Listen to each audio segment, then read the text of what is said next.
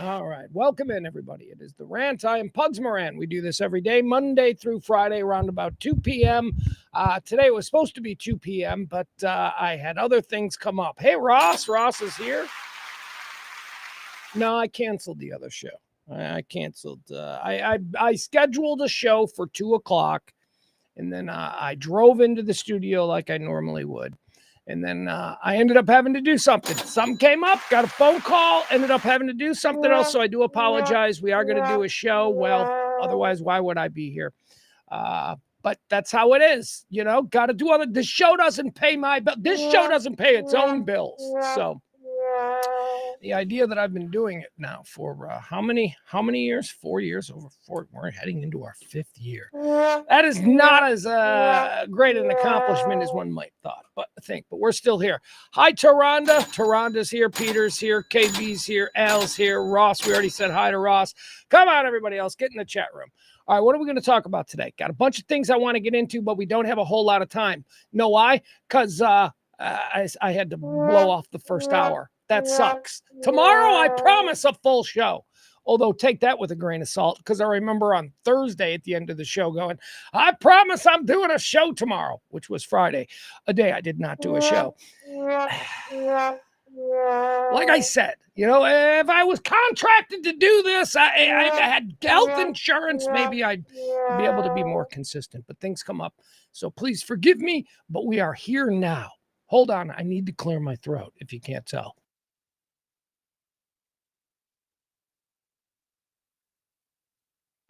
Okay. A couple of things we're going to get into today. The Trump show. Every day I keep telling you guys, I don't know what you're doing. You need to drop everything at around 10 a.m. Central Standard Time every day. That's typically when the Trump show begins. It is better than The View, man. It's not a high bar. Let's be honest. There's nothing good. There ain't been nothing good on since what used to be good. Did anything used to be good that was on at 10 a.m.? The Home Show with Gary Collins. Remember that stuff? Remember that? Him and Marianne Mobley. How old am I? I'm old. I don't know. It's not like The View is great. So you're not missing anything. You should tune into the Trump show every day. It seems like every day he does a little, I'm going to take some questions while he's sitting at the big Oval Office desk. It's been called the Resolute desk, but I'm not sure. Is it the Resolute? You realize that there's like 50 desks, right? Some guys used anyway. Point is this: he's sitting in the Oval Office. I believe he's using the Resolute desk. It's not even the most famous. It's not. It's JFK's desk. That's why. Oh, it was the desk that JFK used. So but it's not like the Roosevelt desk. I think that's like the most famous one. That's 13 freaking years he was president using that desk. Anyway, and that's got a name too. And if I said the name of that desk, you'd go, oh yeah, I've heard of that one too. I just can't think of it right now. Something desk. Point is this. Trump does this show every day. He sits down in the Oval Office and he just makes some bonkers statements, you know, and then he does, the other day on Friday, I missed it on Friday, fucker was wearing a hat that said Trump was right about everything. Third person now, like some entitled NFL wide receiver. He said Trump was right about everything. Come on. It's fun, though. It's hysterical. You never know what this guy's going to do. Just don't think about the fact that he has the nuclear codes. Don't even think about that. Just enjoy the show. So we're going to talk about that. He did some big things today, some big things, and we're going to talk about these big things. And I think you might be surprised at some of my opinions on them because I surprised myself. I did. I surprised myself. I'm like, you know what? Let's talk about that. What else are we going to get into? Cracker Barrel. You friggin' snowflakes. All right, we're going to talk about Cracker Barrel. And if you've got a problem with some corporation that run a restaurant chain that you ain't been to in forever, stop acting like you go to Cracker Barrel all the time. I'm never going to Cracker Barrel. You go to Cracker Barrel maybe once every couple of years when you drive to Florida. You don't go to Cracker Barrel all the time. They're not designed to have the same people go 3-4 times a week. So we'll talk about that. You people are embarrassing with your pearl clutching snowflake and complaining and bitching in moment. You know what that is? It's called the cycle. It is the endorphin something cycle. I don't know. Anyway, we'll get into that as well. Southwest Airlines is changing its rules, and it's going to be a little rougher flying for. On Twitter, I said fat people. I feel comfortable saying fat people. As a fat person, I'm like, why can't I say fat people? Southwest got some new rules for fat people, and oh my God, are they angry? They ain't always jolly. I'll tell you that much. They ain't jolly now. They're angry. America's fat people. America's fat people who fly. A lot of America's fat people don't fly. You see them at Walmart every day, trucking around in those little like those old scooters. Those people aren't flying. Those are bus people, I believe. Anyway, we'll talk about Southwest. Micah Parsons. We're going to get into the Markham. At some point, somebody's got to point out that Micah spells his own name wrong. Right? He spells Micah wrong. That is not how. Every time I spell Mike, I spell it incorrectly because I think I'm spelling it right. I know a Micah, and he spells his name Micha. But Micah spells it Macah, like Mick. Like he spells it Mick. Anyway, he got hammered for his behavior during the Cowboys' final preseason game. We're gonna break that down. We'll talk about that. All right.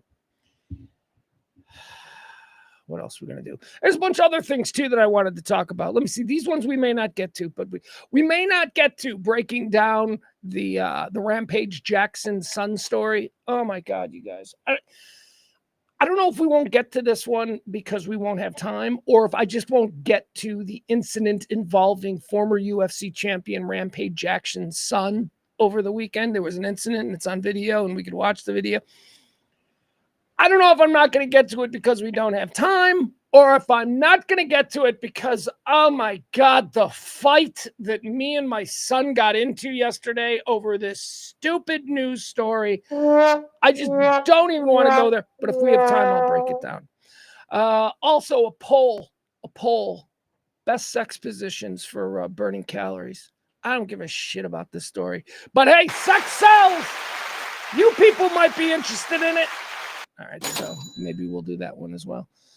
What else do we have? An alert. This one we will absolutely do. As a matter of fact, let's do this one first since it is a breaking news of the local variety.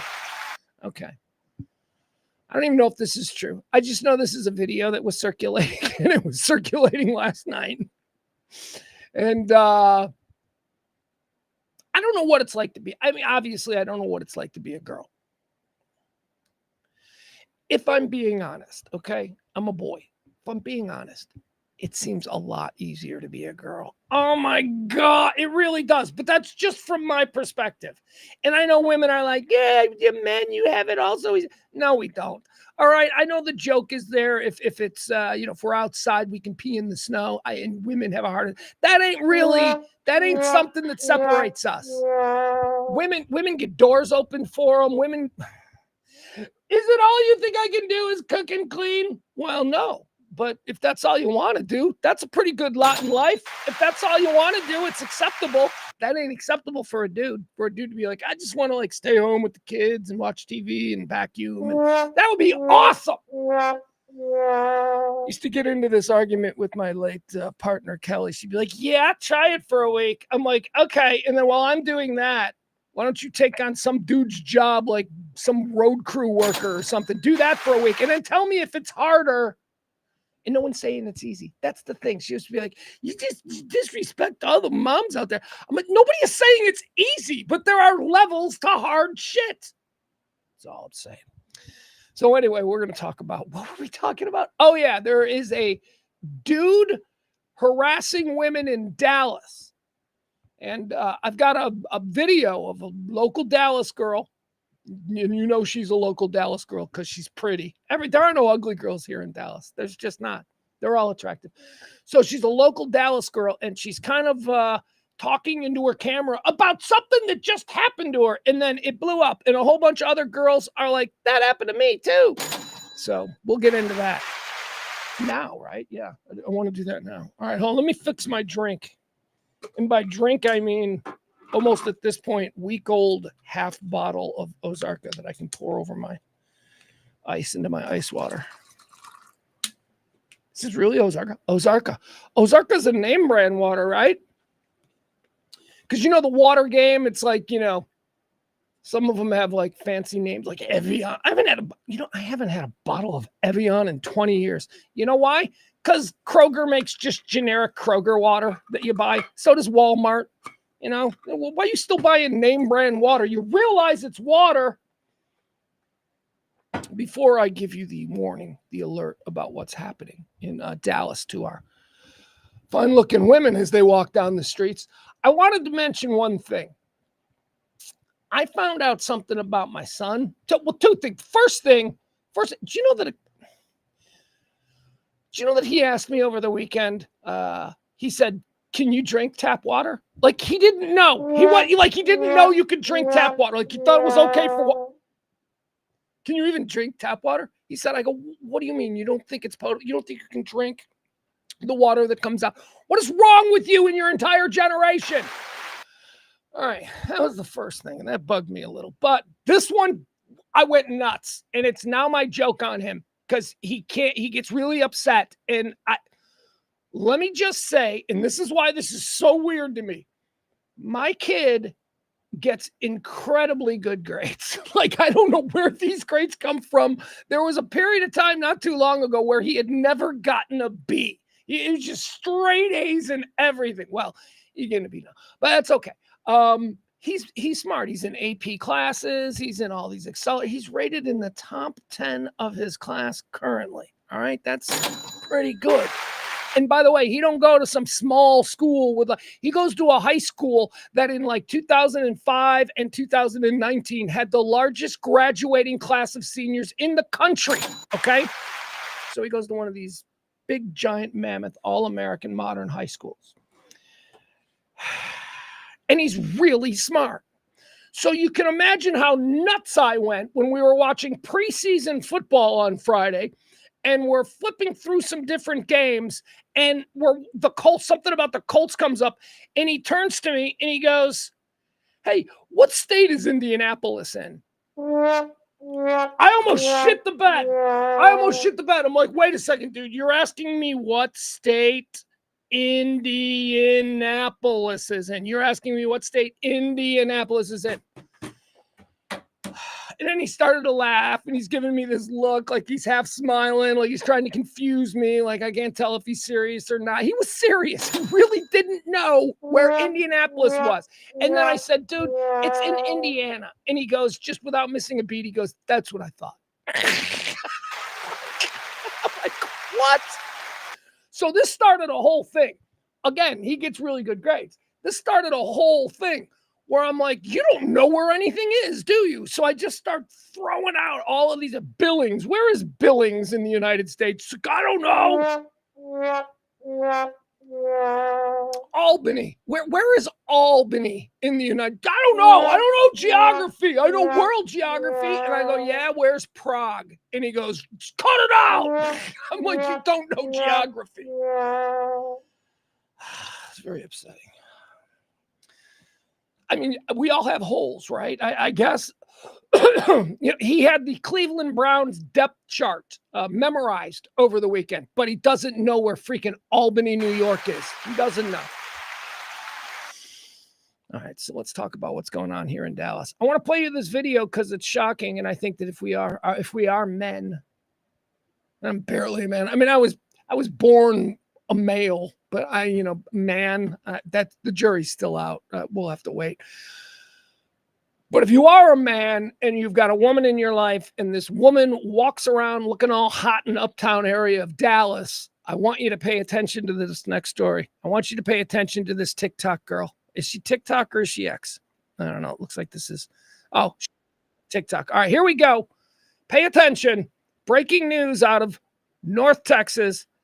Is this Caroline? I believe it's her name. Caroline. Here we go. Caroline. She's got a story and a warning for all you ladies here. I'm literally like on the verge of having a panic attack because I just got sexually harassed walking to the gym. oh, it pisses me off so bad because you like can just be doing anything as a woman and like someone will just fuck with you, and it was so messed up too. Like I was walking and this guy parked and I didn't even think he was parking for me, but then he was like waving at me from behind and I could hear him talking to me, but I was pretending to listen to my headphones. All right, she's kind of rambling. So she's been traumatized. She's been sexually harassed. She's walking down the street. Here's what happened. A dude pulls over, like he's parking. She thinks he's parking. He's got the window down, and he's like, hey, he's talking to her. Here's what happens. But then he, like, followed me, and he stopped in front of me, and I was like, what? And he says, really slow, too. He said it so calm, which is what's fucked up. He said, excuse me, miss, my English isn't that good. And I was like, okay. And I just, like, I had this weird feeling because he followed me for so long. He says, excuse me, miss, my English isn't that good. And then he asks to watch me go to the bathroom. Because he's a fucking weirdo. And I just, like, I say, no, go to yourself. And I start screaming because, like, I think he's a freak. And obviously a weirdo that very intentionally wanted to do that. And, like, he just ran away, ran back into his car, and, like, drove off. But it just pisses me off so much. What do you do in this situation? All right, she's walking down the street, and a guy's like, hey, he's shooting his shot. It's a weird shot. You know, it's like one of those granny shots from underneath. It's a strange-looking shot that he's shooting. So he asks her if he can watch her poop. Not my thing, but I don't judge, right? Sexually, whatever it is, gets you off as long as it doesn't hurt anybody else and as long as you're both into it, I don't have a problem with it. Apparently, she wasn't as into the idea as he was, so because of that imbalance, now he's a creep? What? I think he's a role model for young men out there about shooting your shot. No, of course, I'm kidding. It's a strange request. The whole girl walking down the street, sexual harassment thing. Again, this is another situation where there are levels to it. You know, like I don't have a problem with the guy. I think it's crass and I think it's boorish, but I don't really have a problem with the construction worker with the or what, you know. You start following somebody, you know, you start, hey, chica, or whatever, you know, you've seen that happen. That's actually, I've only seen that in movies. I don't think I've ever seen that on a real construction site where a dude actually starts following a girl. It may happen, but again, like I said earlier in this conversation, I am not a girl. I was born a male. Jerry's still out on it. In fact, I'm a male. I don't know that would traumatize me. And I don't know that would traumatize, but you're not a girl. I'm like, no, I'm not. But I also don't know that would traumatize any of the girls I've ever known well. I think it's the kind of thing, and I don't know that it would scare any of the girls. I think it would cause, like two of them, like my son's mom. Yeah, you go ahead. You come up to my son's mom on the street and say that. She's going to go off. She's like 5'2" of just like pure raw competitive athlete. I'm serious. All of the aggressive shit that my son does, he gets from his mom. It's all good. It's manifesting itself good, but it ain't from me. It's from her. All right, let's go back. Let's see what else she has to say. The man, this is happening in Uptown. Oh, and like I said, if when you click on this comes to us from someone named Caroline. Caitlin. I'm sorry. Caitlin DeFaria, I think is the name on TikTok. She's walking around. This is Uptown Dallas. Let's go back and find out more information about the guy driving around in Uptown requesting to watch pretty girls poop. Stuff like this happens.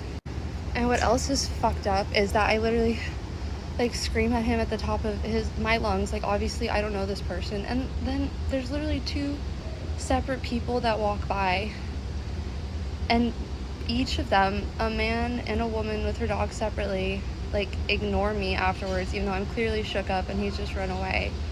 I even said to the girl, Why is she shook up? I mean, I understand that she's doing a performative video now and she's trying to get clicks and she wants people to be like, oh, I'm so glad you're okay.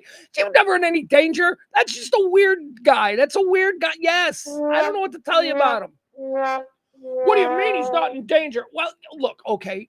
He may be a danger because absolutely everybody out there in 2025 appears to be a potential danger.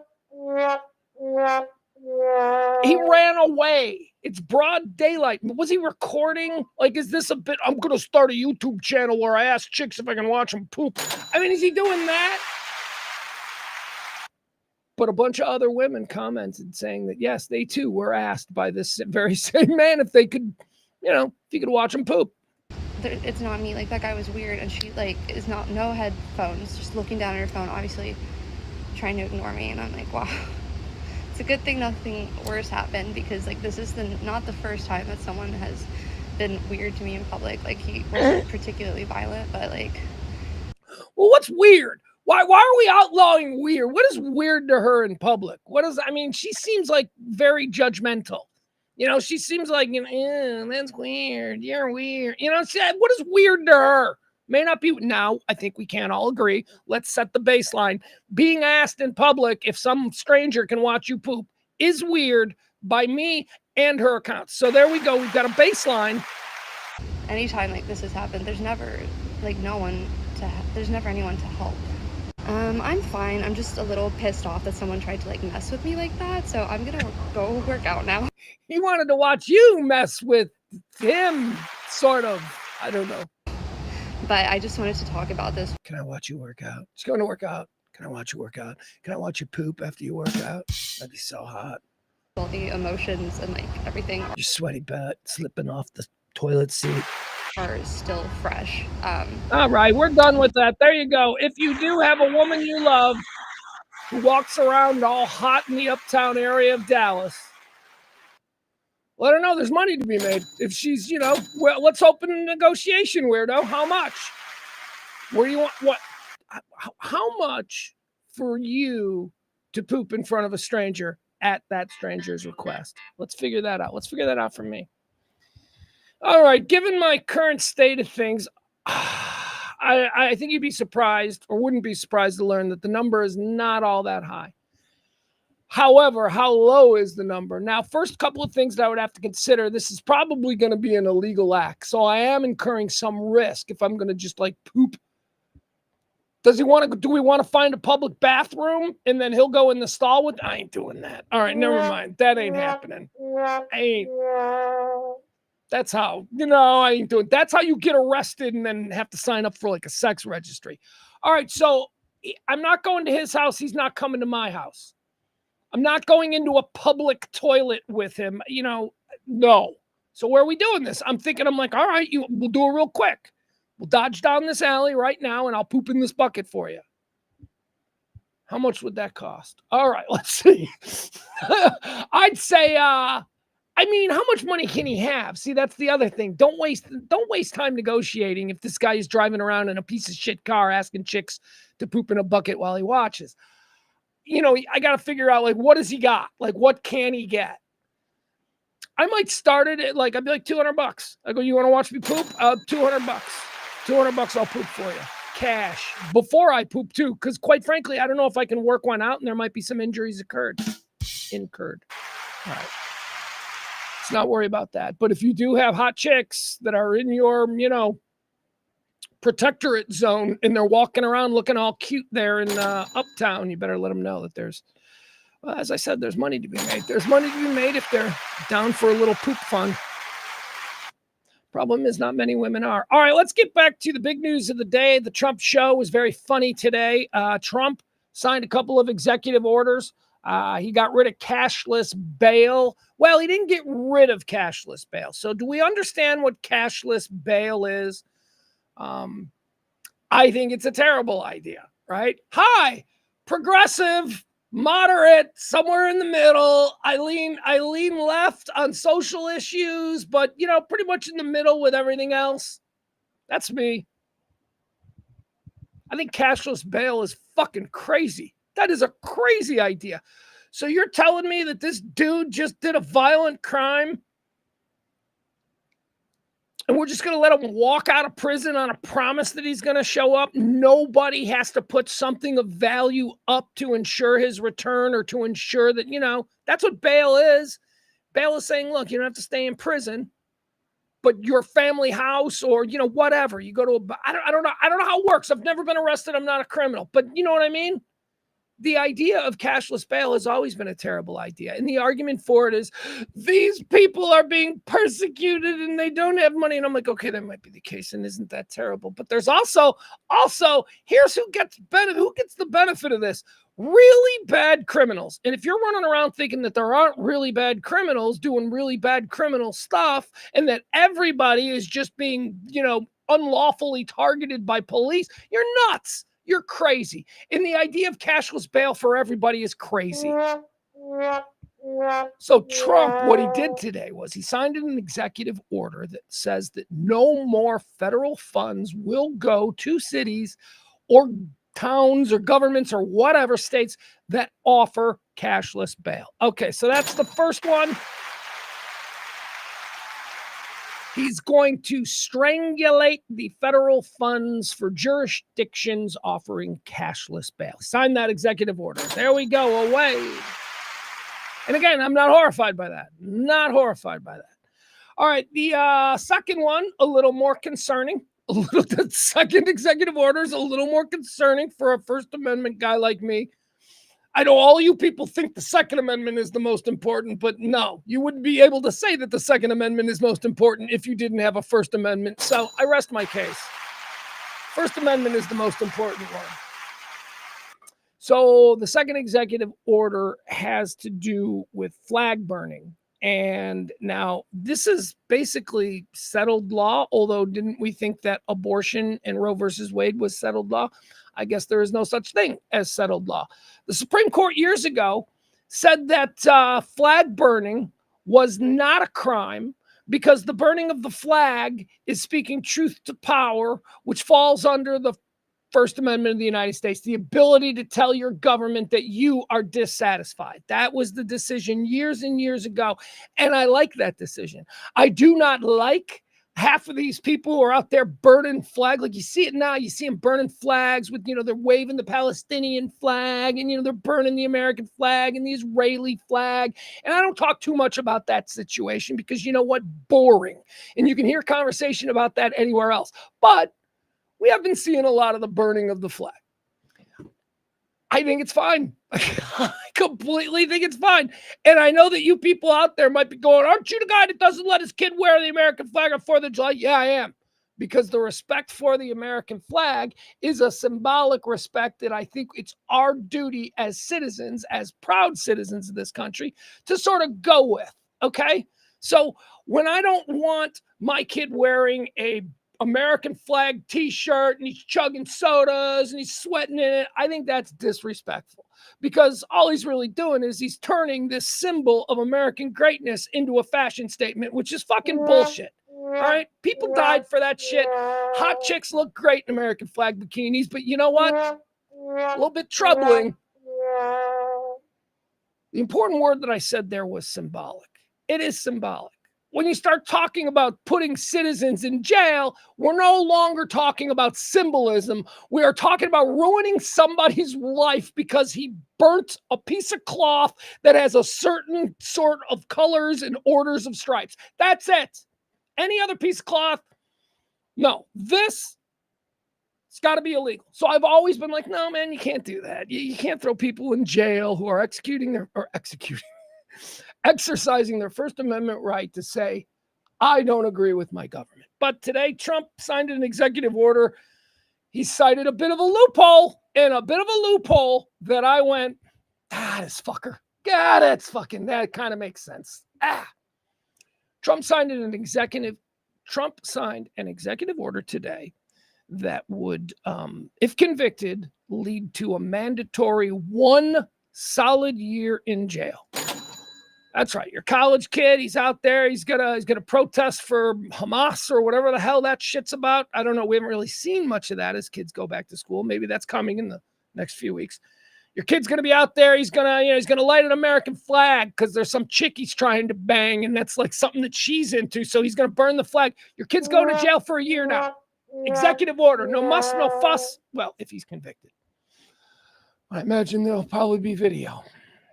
Kid's going to jail for a year now. Now, I'm still against that. I'm like, that's some bullshit. But then Trump goes, yeah, but it's the climate of our times.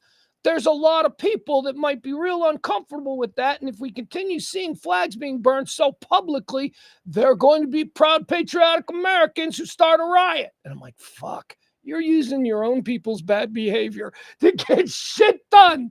You are a master. That is unbelievable. Seriously, it's what he's doing. What is he talking about? He's not talking about liberals aren't going to start fucking people up for burning flags. He's talking about MAGA. He's like, so I'm signing this executive order not to quell someone's First Amendment right to speak truth to power. I'm signing it because if they do that, there's going to be a ruckus. And I'm like, I don't know if that's... I mean, I get it. I'm like, yeah, I see what you're doing. And he's not wrong. I mean, there's a lot of really dumb red hat wearing fucking hillbillies who are going to be like, let's fucking fuck some shit up. The next person we see, so I mean, I can see it coming to that. But it's a piece of cloth, people, right? We symbolically give it importance. And in moments like our nation's birthday and stuff like that, we symbolically transfer all of our love and patriotism for this country and everybody who's fought to make this country what it is. We transfer that to this symbolic flag. But when the rubber hits the road and we're talking about putting people in prison for a year, it's a fucking piece of cloth, people, okay? Time out. Time out. I would never burn a flag. I would, no matter what my issue is with the government. I have many. No matter what my issue is with what America has done over the past 200 plus years, and there are many. We fuck up all the time. We've been assholes left and right, but I still fucking love being an American. And that flag, because family members of mine have fought in Vietnam and World War II and Korea and all that kind of stuff, that flag means something. So when it's time to be symbolic, that flag means something. And if I want to protest against my government, I just don't feel like I want to do it that way. Some people differ. Some people are like, no, let's tear down monuments and let's burn flags. Okay. Trump says his people are going to riot, though, and he's trying to stop that riot from happening. So, pen swipe, executive order, no cash bail, and 1 year in prison for the burning of the flag. Another thing that's being discussed right now is we know this is a story from a couple of weeks back. He's federalized, or at least he's federalizing the police department there in Washington, D.C. He's troops on our streets. Oh my God.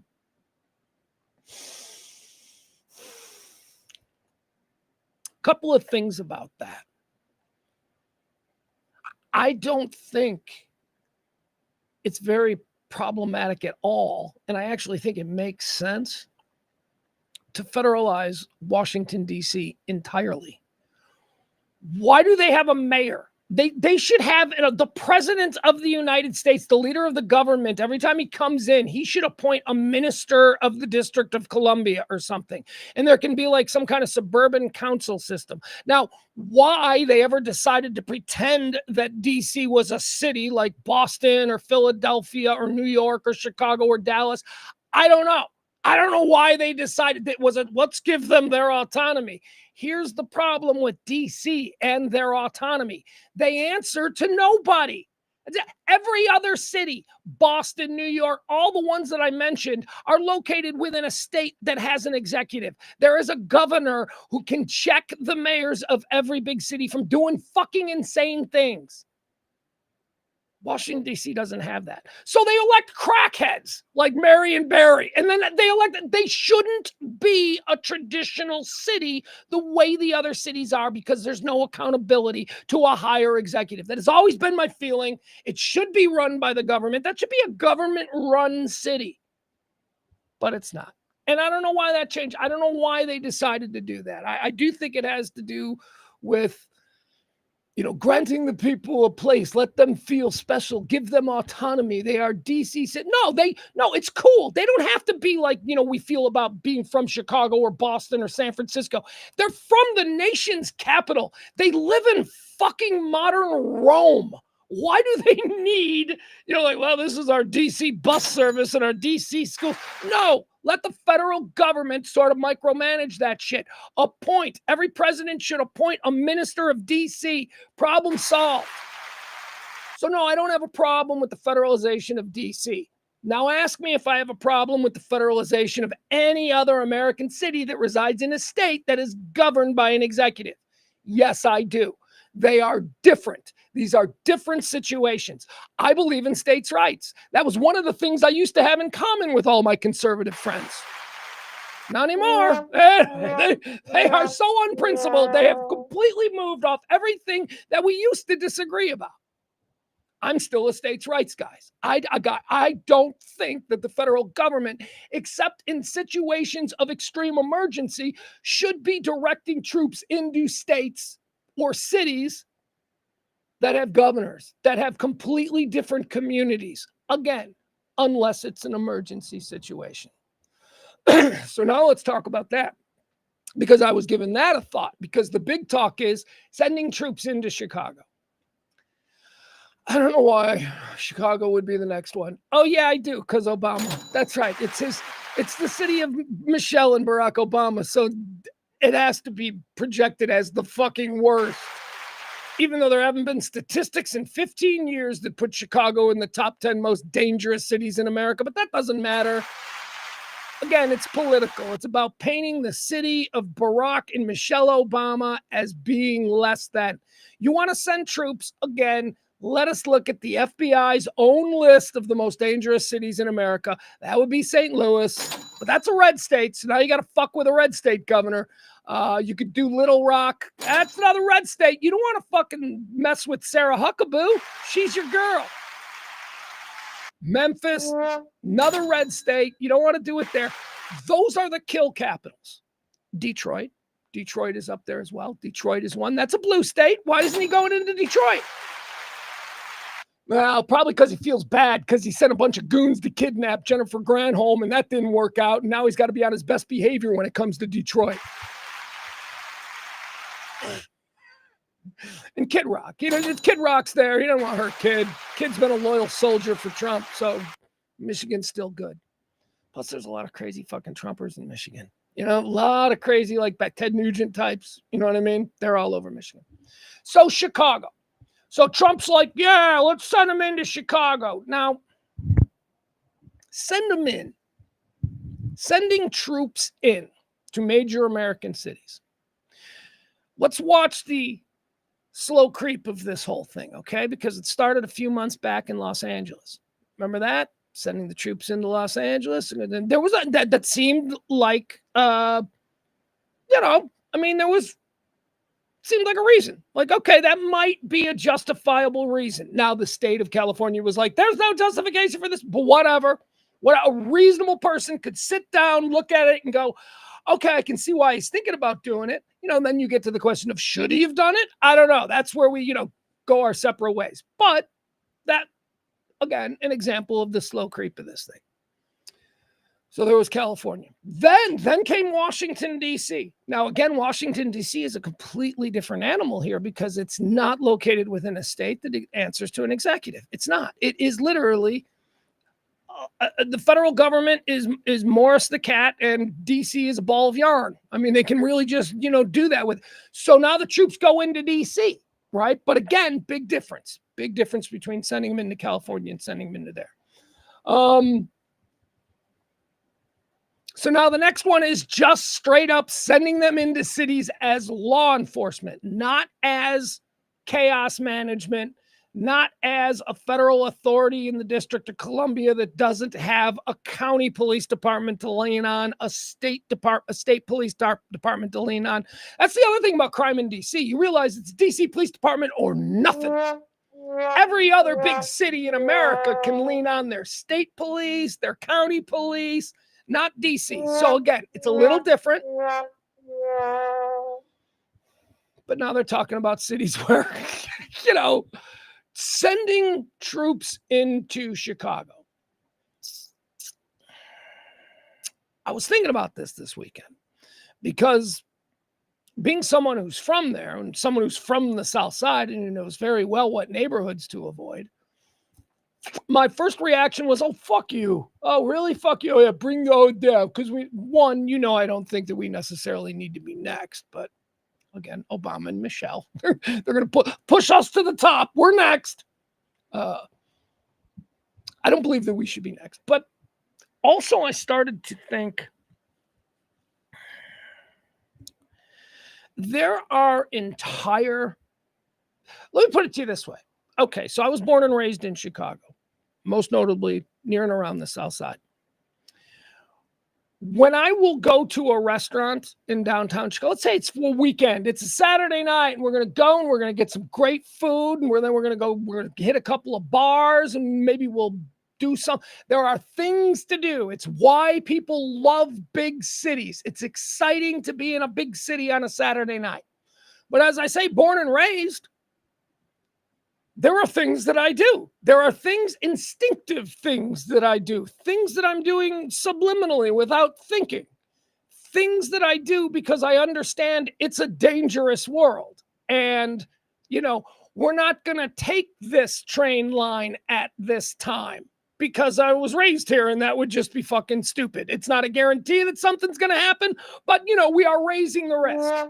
Or I'm not going to stand on this corner for more than a couple of minutes waiting for a cab because, living around here, I know that suddenly makes me a target for people going, hey, what's this guy doing? I'm not. But these are all things that people who grow up in big cities and people who work and live and play in big cities kind of do instinctively. And if you have ever traveled to a big city with somebody who's not from there, who's a visitor, you'll see them making mistakes. And you'll be like, no, don't do that. No, you don't want to do that. So I started thinking about that phenomenon. And I went, holy shit. I go, being afraid and not being able to enjoy everything to its full extent has become normalized. The threat of violent crime lurking behind every corner potentially has become normalized. So when I sit there and I think, you know what, we don't need troops. We don't need troops in Chicago to control that. And then I go on YouTube and I look at the videos of another Saturday night where 10,000 teenagers from the West Side and South Side hit the lakefront and they overturned police cars and tourists were chased. That happens. The first nice night of the year. Usually it's in late April or something, when it's nice to be down on the lakefront, it becomes an absolute war zone. The tourist areas, the beautiful areas that don't have all the crime all the time.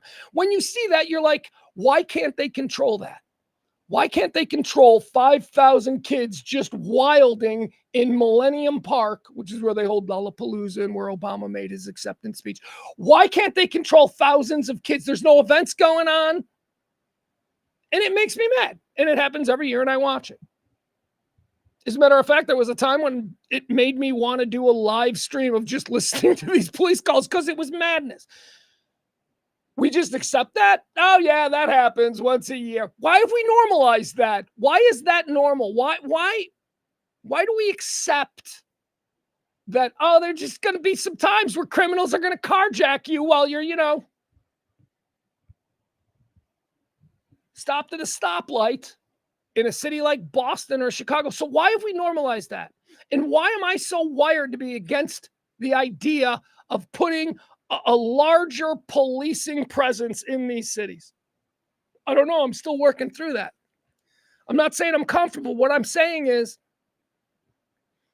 maybe if I just stopped with the normalization of shit that makes this world crappy, violence is going to happen. What if somebody actually went, yeah, no, fuck that. Violence doesn't happen. It has to happen. And you know what? If that 17-year-old kid wants to pull that gun on that mom from the suburbs while she's parking her car before she goes into a pizza restaurant, maybe that kid ought to be confronted by a dude in a fucking tank for a couple of months. A bunch of dudes in an MRAP or something, with real guns. We have normalized accepting a certain level of violence and chaos in our cities. And I think it's worth considering, is there something we can do to reset that instinct? I'm not a Trump guy. I don't support Trump, but maybe he's a presidential sorbet. Maybe this is what we need. Maybe we need somebody to come in and do all the absolutely awful things that we didn't even want to think about doing,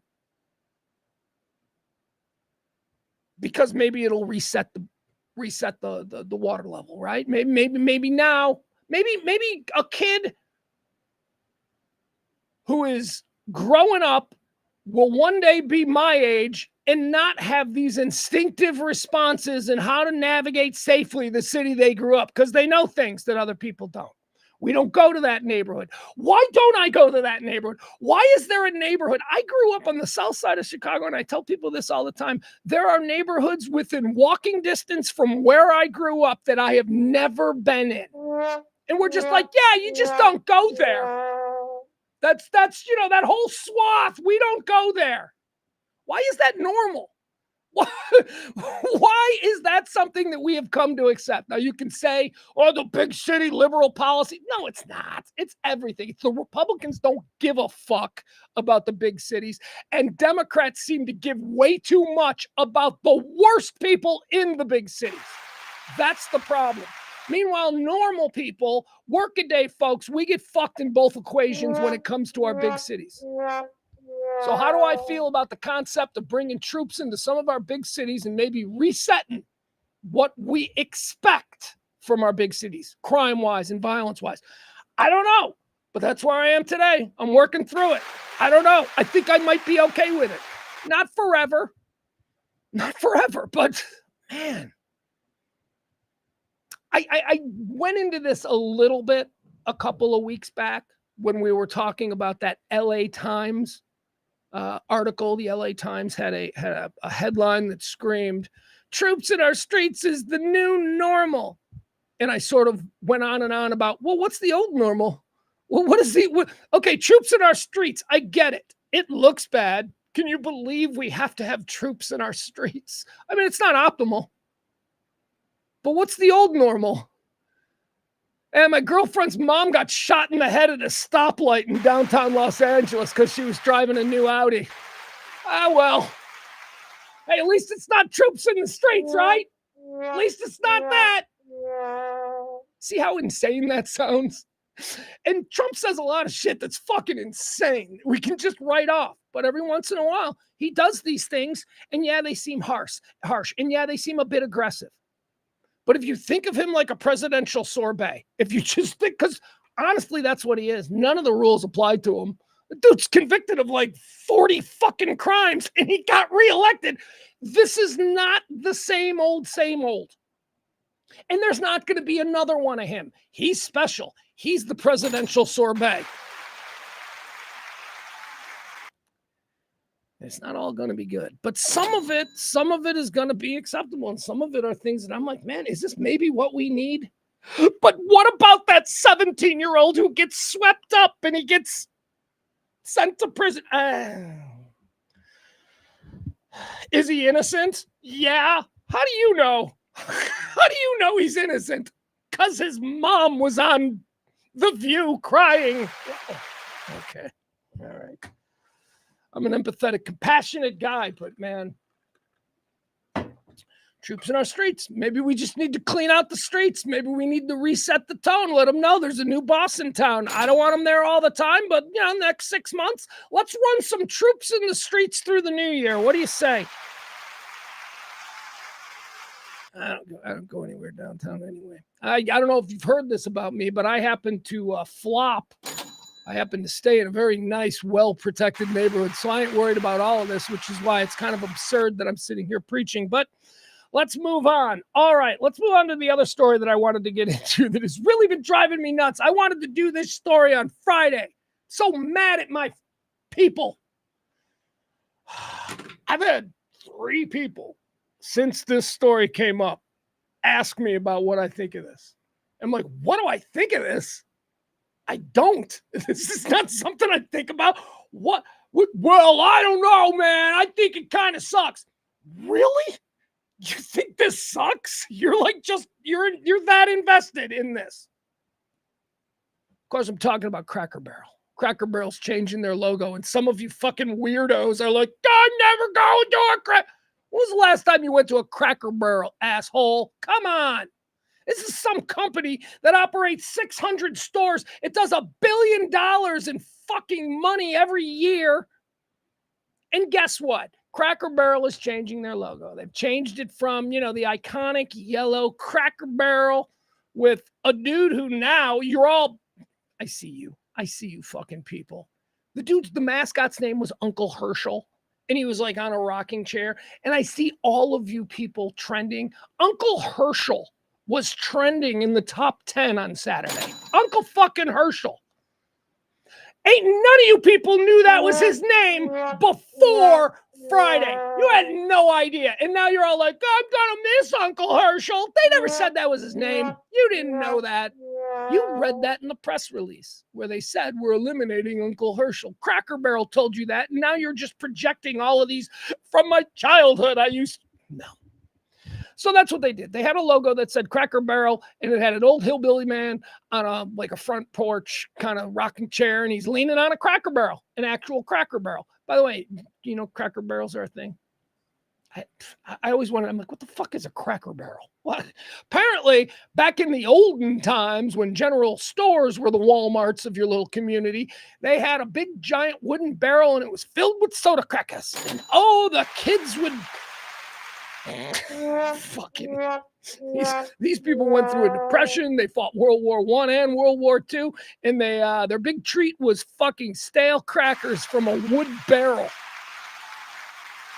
We Gen Xers are like, we drank from a hose.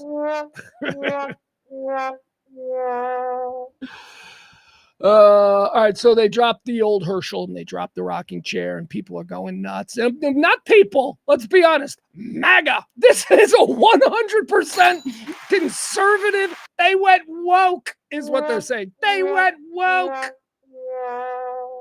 Conservatives, you MAGA types, you guys, it's the left. It's always cancel culture. You guys hate cancel. You guys are more cancel culture driven than anybody else.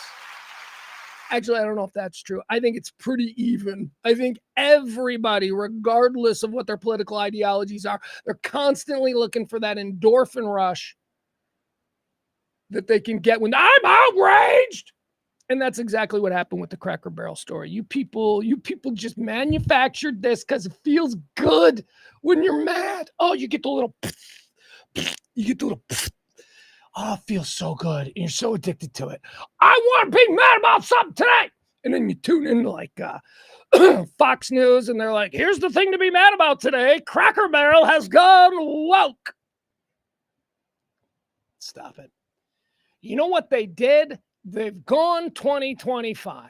One, I don't give a fuck about this story either way, and neither should you. But two, this is business. This is a decision that a company with over 600 restaurants and $1 billion in earnings every year, this is a decision that they made because they think it's better for their brand moving forward. Now, your reaction to that is, well, why'd you go woke? They aren't going woke. They are simply moving forward. Well, why'd you get rid of that guy I just found out was called Uncle Herschel, who I've loved my whole life? They got rid of it for one simple reason, folks. Cracker Barrel started in 1969. Cracker Barrel in 1969, their idea was families on the go. Families that are driving across this country. They built all their restaurants on interstate exits. That was their business model. It was the traveler. So again, let's establish that Cracker Barrel ain't never been your hometown restaurant, okay? Unless you live in a rural community where, there's a big highway exit and that's the only thing that you got. I'll give it to you then. But for the bulk of their customers, they do not serve a local clientele, okay? What they are is a brand and an image. And what is that image that was established in 1969? It was an image of a old-time Midwest or Southeastern General Store. It started in the Midwest. It started in, well, I guess what is Nashville? They claim both. They're like, we're Midwest and Southeast, but whatever. So that's where it started. 1969. So they were going after people who were 30, 35 with young kids in 1969. That was their target. Those people have fond memories of the general store, especially if they grew up in small town America.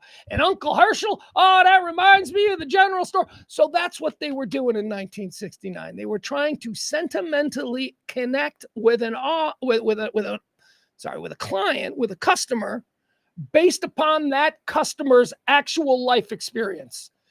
Oh, the general store. Look, do you remember general stores, weren't they? All right, that was 1969. It's 2025. There is nobody who's 28 years old with 2 kids who's driving to Florida who has fond memories of the fucking general store. It hasn't been a thing since the 1960s. That has aged itself out. It is an irrelevant brand identifier for a company that does $1 billion a year and would like to continue doing it. So you can sit there and scream at Cracker Barrel about how they went woke. No, they didn't. Kids don't give a fuck about Uncle Herschel or the good old days, the way it used to be on the front porch. That's something you fucking boomers are into. Get over yourselves. Thank you. There you go. Thank you. My rant on Cracker Barrel. Who knew I had it in me? All right, what else are we going to do here? Let's talk about Southwest Airlines. Southwest Airlines has a new... they got a new rule, Southwest does, for us fats. By us fats, I mean me and my brethren. God, I got to lose weight. I'm getting so fat. I mean, I already was fat, but I mean, I'm getting fatter. Like I'm not like need a mobile scooter for Walmart fat, but I mean, I ain't fuckable. Let's just put it that way. I'm just, I'm not fuckable, because there are fat guys who are fuckable. They're like, they're kind of like, oh, he's a little chubby, dad bod, stuff like that. Nah, I can't pull that off anymore. I gotta lose weight. Good news is that I won't be flying anytime soon. You don't need to know. But I don't have any intention of flying. Southwest Airlines has changed their rules regarding obese passengers. I said obese. I said obese because I think in the run up to the show, I said fat people. And I felt like, I'm like, can I not say that?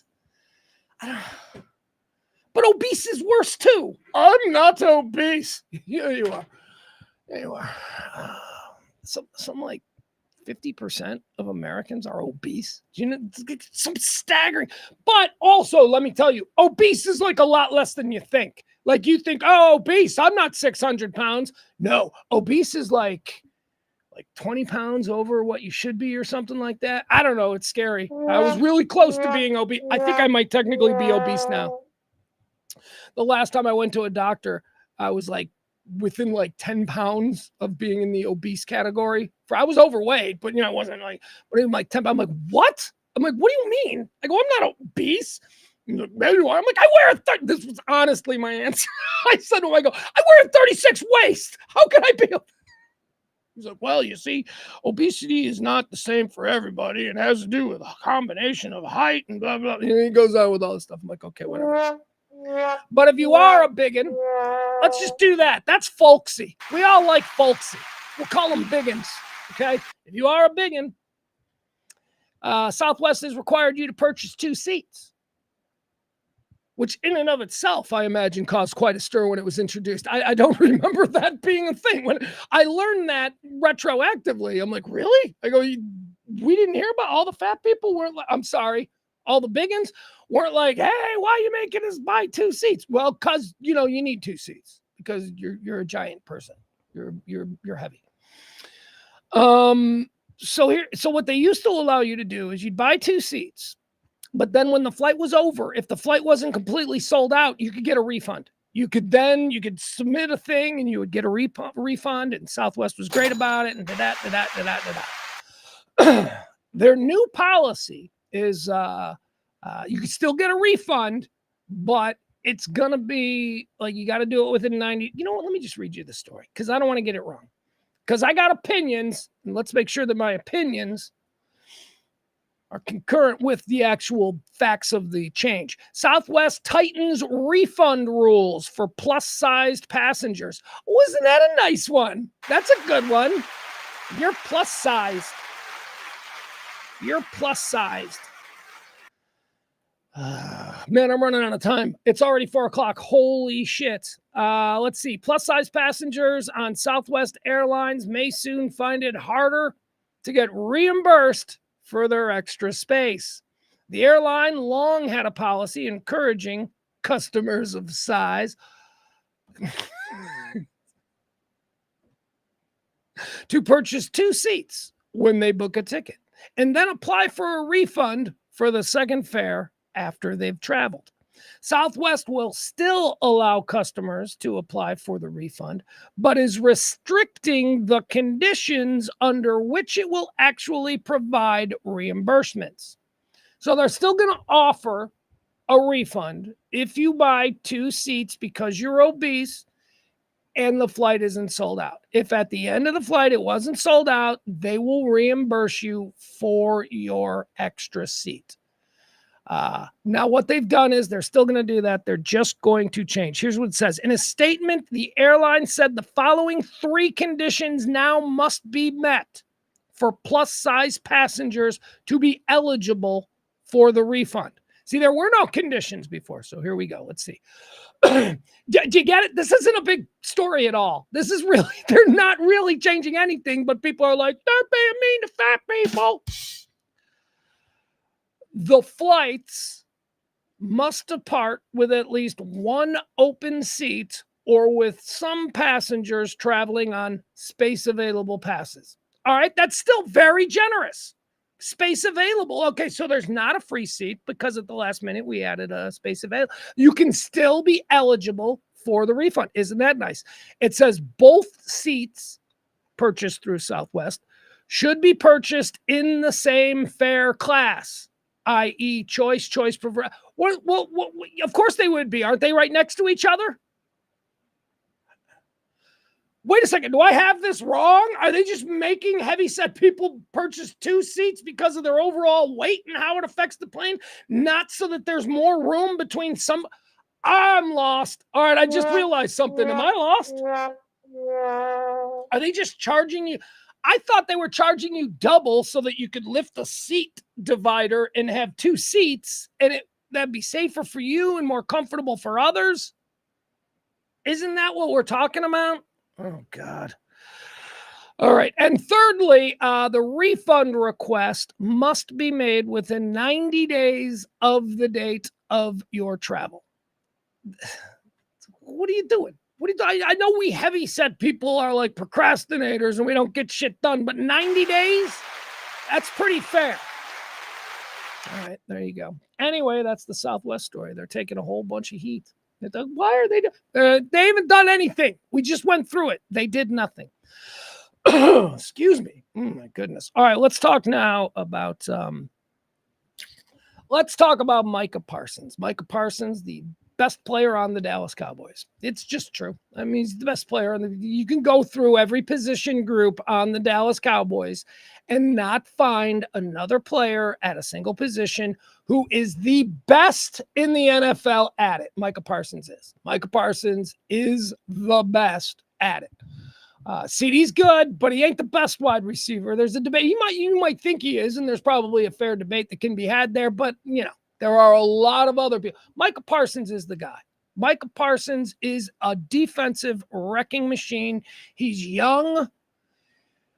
He makes every defense better. Just his presence and his motor and his pursuit and his speed and his ability to be jumped around on the line wherever the defense sees a weakness in the offense, he is irreplaceable. They should have paid him. They're not paying him. He's sitting out. He's demanding to be traded. Jerry's playing all kinds of games with the media. He is holding in. I shouldn't have said holding out. He is holding in. A hold-in is where the player will do everything with the team except participate in contact or drills, right? So they're there at practice, they're in the meetings, they're listening to the speeches, they're watching the film, they're doing. So, and he's been doing that. So we got a game on Saturday. We got a preseason game against the Atlanta Falcons, which congratulations there to the Cowboys. Big win, big preseason win. Preseason doesn't count, but it does matter. I'm just telling you. So I wanted to show you. So Michael was at the preseason game, and of course he was.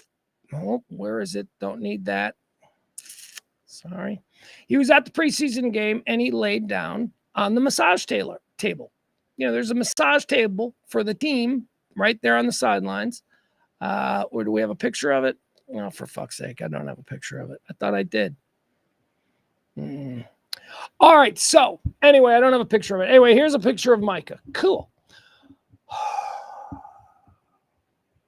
There was a narrative that very quickly erupted on Saturday or Friday evening during the Cowboys game that stated that Micah was being a disruption and that he was performatively laying on the massage table for most of the game.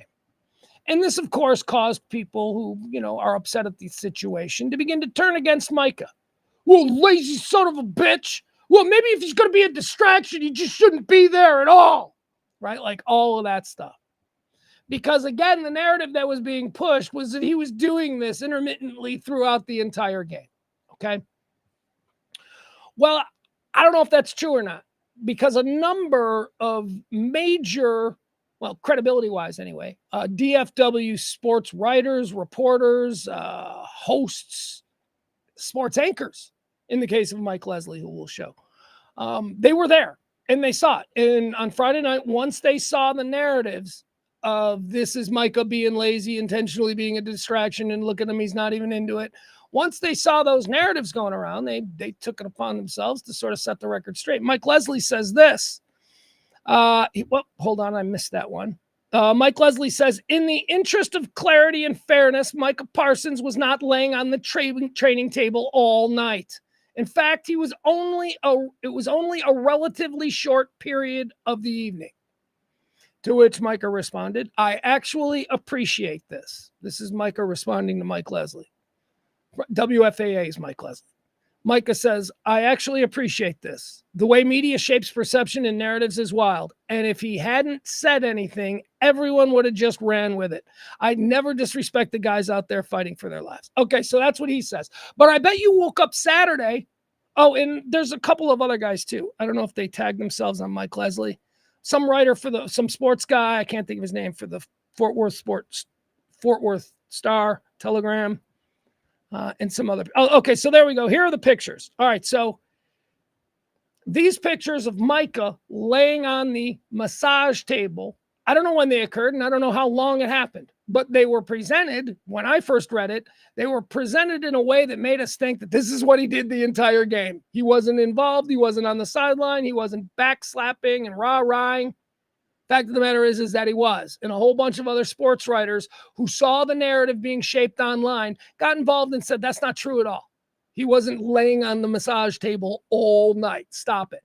So you got to wonder, where did this narrative come from? Fucking the Cowboys. This is the Cowboys doing. The Cowboys social media team. Now, not branded. They didn't put out a Cowboys, official look at Micah being lazy. No, but their influence certainly stoked this thing. So where are we with the Micah thing? He's gone. I thought a week ago that there was absolutely, hold on. I love it when my friends call me. They don't listen, apparently. They think they can just call me. A week ago on Shock House Radio, the show that we do, a week ago, my friend Keith predicted, I think it was Keith, maybe it was CC, predicted that the Micah situation would be signed and handled on the day that Jerry's new documentary on Netflix debuts, right? And we thought, wow, that sounds very Jerry, right? Get everybody talking about the signing of Micah and then have them go, oh, and by the way, on Netflix tonight is a new series, right? That seemed good. When that didn't happen, and then instead on Friday, we got this. On Friday, we got what I believe to be an assassination attempt by Dallas Cowboy official social media to paint some picture that he's lazy and that we don't want him here. They're softening us up. They're trying to turn the tide that he is a problem when in fact he's not. At least that's the way I've read it. All right. There you go. Guys, we're going to have to get out of here. I'm going to have to get out of here. But I'll do one more football story because I did want to wrap this up for you because I spent time last week talking about this. Last week, hold on. Let me see if I can find this.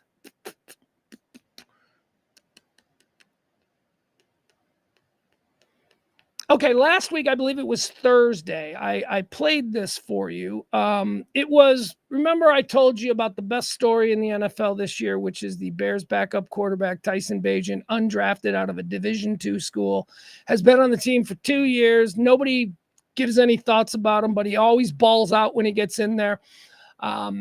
There was rumors that, the Bears might trade him now, give him a shot somewhere else. And then last week they signed him to they made him an official. He's not a scared bubble guy anymore. He's got a big contract to be a real live official backup quarterback in the NFL. And it was a wonderful story. In the way this kid here, let's show you. Remember this? I showed you this yesterday. This is how this kid handled the press on the day that he got his big deal. Yeah, I think that, a lot of people don't know this, but, my dad is he's my right-hand man, and he didn't even have running water until he was in high school. So there's definitely a lot of things and people that I think I could certainly help with this gift I've been blessed with. But yeah, just little things like that. I don't really know anybody back at home with any money. So, yeah, it feels good. I mean, it's certainly a weight off my shoulders and my family's shoulders, and yeah, it definitely means a lot. All right, so there you go. That was absolutely football beautiful. We're just talking about Micah Parsons. They're acting like 10 million is just nothing. They're talking about tens and hundreds of millions of dollars with Micah Parsons. And then you've got this kid who came from nothing, a small school, undrafted free agent, walked on, got a shot, balled out, and now has his bag. Generational money for this kid. And that's what it means to him. So, it is a bit when you compare it to some of the other examples of just outright greed that we see from players. And by the way, I don't mean to suggest that Micah Parsons is one of those outright greed guys. Micah Parsons is the absolute best at his position. He is a franchise-changing player. He deserves to be paid at the absolute highest. The problem with the Cowboys is, of course, they thought Dak deserved to be paid at the absolute highest. He wasn't. Now you got a problem where you've got the obvious guy who should be, and they just don't have the money. So Tyson Bagent, that juxtaposition, being just this, humble and just moved to tears about how this is going to now change his family. So you wonder, what happens there? Okay, he got his bag. What's going to happen? Friday night, this kid just added to the legend of Tyson Bagent. Watch this from Friday night. I want to leave you with this because that fucking story just keeps getting better and better and better. Here it is. Check it out. This is from Friday night. Tyson Bagent. Hold on. I want you to watch this. We'll watch this. Here we go. We'll watch it together. Again, 48 hours after receiving the life-changing money and basically fulfilling all of his goals that he has worked so unbelievably hard for all of these years. Let's watch him against the Kansas City Chiefs at the end of the game. This is absolute. This should give you chills. If you just like a good story, the story keeps going. Got 89 seconds to close out the preseason with a chance to potentially win it for Tyson. Tyson Bagent looking for Walker, and Jade Walker grabbed it. Is he in bounds or no? Yes, he was. Stepped out. And it was the first one. Bagent. Deep drop, wants something downfield, and he's got it for a first down. To Walker again to the 45. Blitz coming. Out route, caught. Wilson gets out of bounds to stop the clock with 63 seconds left. 45 seconds left. Bagent Middle of the field for Wilson. Gets down with a first down to the 34. Either spike it or run another play. Everybody set. There's the spike. 30 seconds left. So far, so good. 4-man rush. Bajan. Walker. Looking to make the grab, and it spills out. One back. Third down. Bajan. Crosser. Scott. Out of bounds. First down for Chicago. Going for the win. Big blitz from Kansas City. Bajan's got time, and one-on-one. It is caught by Miles Boykin, but the flag is thrown. Now trying to win a preseason game in the final plays. Bajan, out route, sideline, caught by Scott, steps out with 7 ticks. At least 2 shots, you would think. Bajan, end zone, it is Walker, it is caught, it is the Bears in front in the final seconds. John A. Walker. All right. So how did he cap off his week where all his dreams came true? He led a 2-minute drill at the end of the game to defeat the Kansas City Chiefs. Just an incredible story. That kid's nuts, Tyson Bajan. All right, we're out of here. I got to be done. I know it was a shorter than normal show. I apologize. Full show tomorrow. Trying to think, is there anything else I need to share with you guys? Trivia's tomorrow. So I've got to, I got to do that today. I got to write 2 more categories. Two more categories for this week's trivia. Trivia at the back 9 every Tuesday night at 7:30. So come by, Addison, 4060 Beltline Road. I say it all the time. All right, that's it, guys. All right, love you all. Be good to each other. We'll see you back here tomorrow at 2:00. Like, follow, subscribe. I got to say all that shit, but I never do. Okay, bye.